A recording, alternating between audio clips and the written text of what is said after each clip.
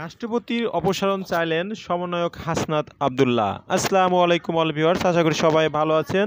এবার অবশেষে রাষ্ট্রপতি কি অবসরে চলে যাচ্ছে না পদত্যাগ করতে বাধ্য হবে ছাত্র আন্দোলনের সম্মুখে?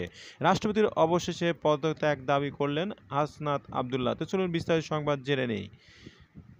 রাষ্ট্রপতি মোহাম্মদ শাহাবুদ্দিনকে অবসানের দাবি জানিয়েছেন বৈষম্যবিরোধী ছাত্র আন্দোলনের অন্যতম সমন্বয়ক হাসনাত আব্দুল্লাহ। তিনি বলেন, চুপ্পুকে অনতিবিলম্বে রাষ্ট্রপতির পদ থেকে অবসান করতে হবে।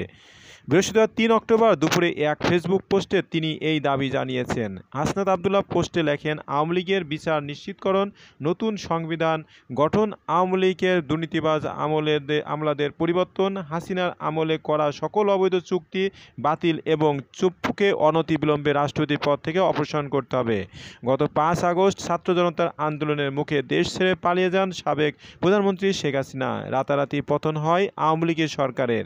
এরপর গঠিত হয় অন্তর্বর্তীকালীন সরকার। এই সরকার শপথ পাঠ করান রাষ্ট্রপতি মোহাম্মদ শাহাবুদ্দিন।